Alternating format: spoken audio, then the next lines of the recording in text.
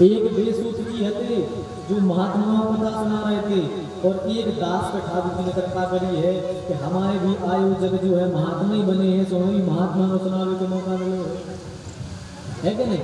बताओ, हमारे स्वभाव है कि महात्मा, बताओ महात्माओं को कथा सुना रहे हैं, लेकिन ठाकुर जी ने इस दास पर कृपा करी कि हम भी महात्माओं को कथा सुना रहे।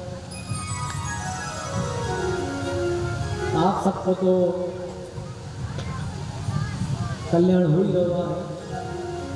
महात्मा जी के द्वारा जैसे गंगा बही है, तो गांव वाले तुम्हारो भी चूकने जाइयो, कितना ही मन क्या बहती गंगा में हम भी हाथ धो रहे सोते, हाथ नहीं धोने बन होते, स्नान ही कर लेने हैं पूरे। महात्मा जी तो 7 दिन तक भागवती गंगा वहां है पूरे गांव में, तो भैया सब जन अच्छे खूब स्नान करियो, अपने मन के जितने मन में विकार भरे इन सबको धो डालियो। देखो भगवान की कथा क्यों सुननी चाहिए? कई आदमी तो भगवान की कथा सुन में आदत पुण्य हो, कई आदमी कथाकारों सुन में आदत पुण्य हो, कई जने मतलब पुण्य मिल जाए, आदत नहीं है। तुम बस कितने जने अच्छा पुण्य खिलाने, हाँ बताओ, तू को आप पुण्य खिलाने में पुण्य मिल जाए, पुण्य हो आएंगे राम नहीं। देखो भैया एक बात बताएं, यदि कथा सुनने आना है तो पुण्य के लिए मत आना, यदि कथा सुननी है तो पुण्य के लिए मत सुनना।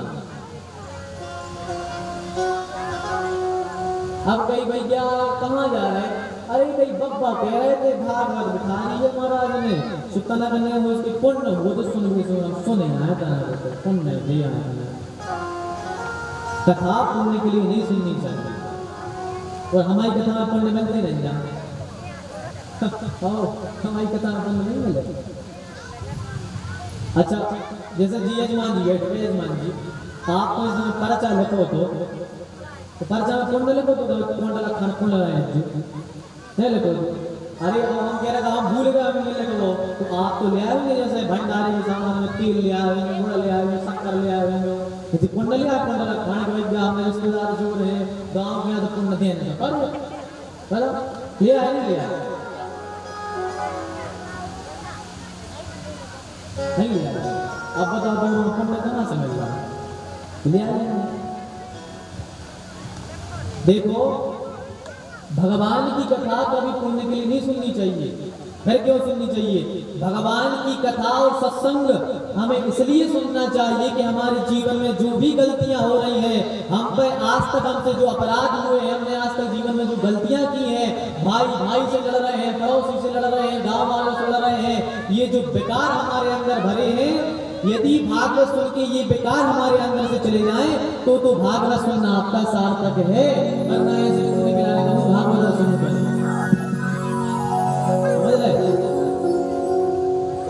भागवत की कथा पुण्य के लिए नहीं सुनी जाती है।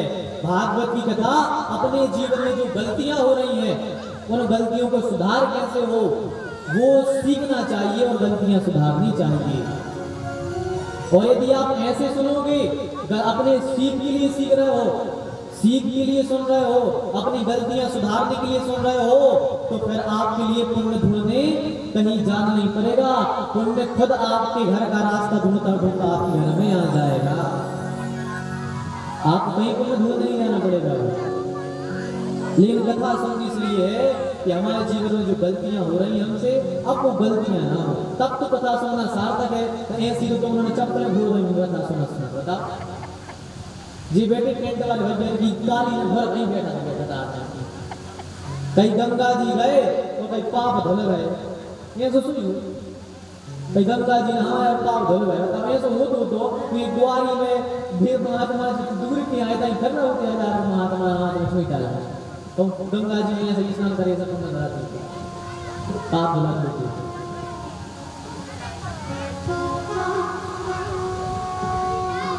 तो ऐसे ही हमें भागवत में पुण्य के लिए नहीं आना है, हमें यहाँ पर भगवान की कथा सुन के हमारे जीवन में जो गलतियां हो रही हैं उसे सुधारने के लिए आना है।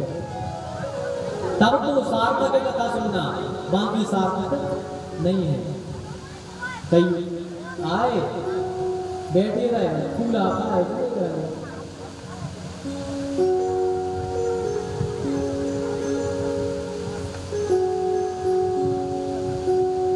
सबसे पहले सूत जी ने भागवत का महत्व बताया है। सूत जी सबसे पहले अपने गुरुदेव को प्रणाम करते हैं। यम प्रव्रजन्तमनुपेतमपेत कृत्यम द्वैपायनो विरह कातर आजुहाव पुत्रेति तन्मयतया तरभो विनेदो तं सर्वभूत हृदयं मुनिमानतोऽस्मि।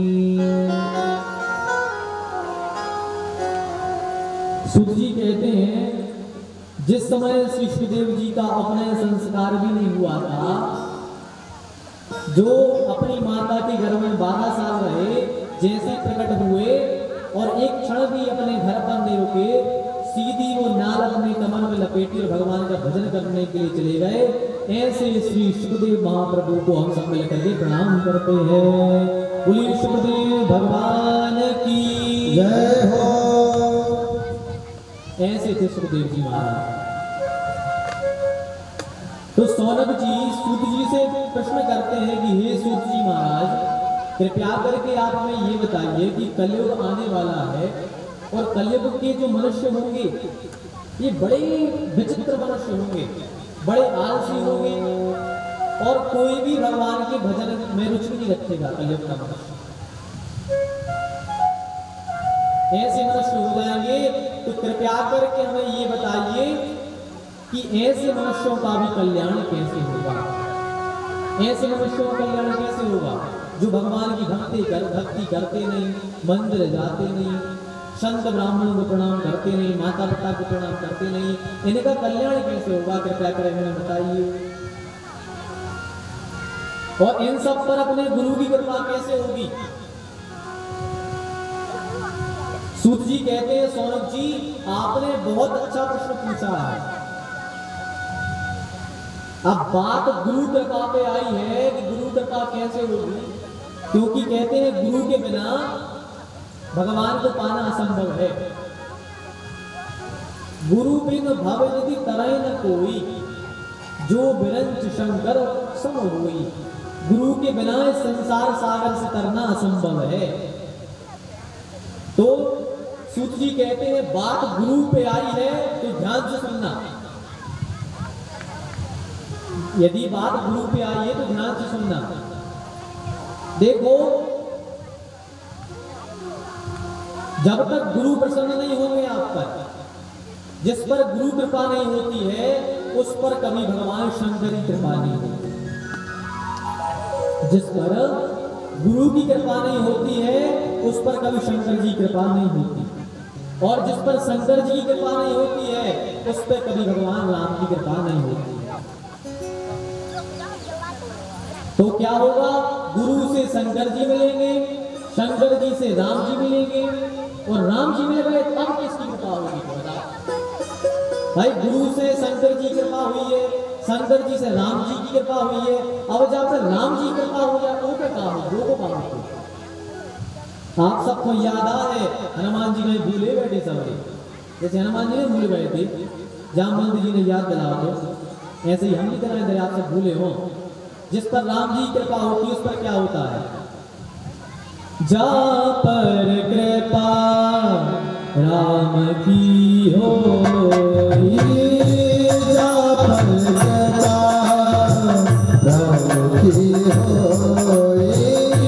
जा पर कृपा राम की होई, जा पर कृपा राम की होई, ता पर कृपा करे सब कोई, ता पर कृपा करे सब कोई।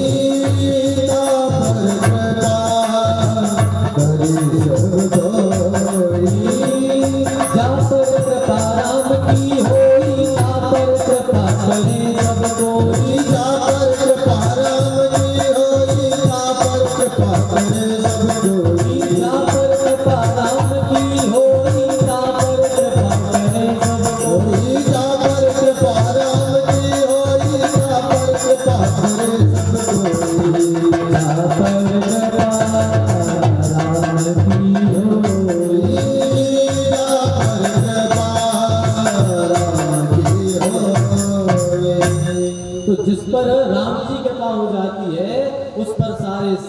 संसार की कृपा अपने आप हो जाती है। तो गुरु से शंकर जी मिलेंगे, शंकर जी से राम जी मिलेंगे, और राम जी कृपा हो गई तो सारा संसार अपने आप प्रेम करने लगेगा आपसे। और नहीं तो राम दाहिने जी भय सो सबई दाहिने हो, राम जी बचन वक्त से देख ले तो सब भज्जा बेरी हो जाते।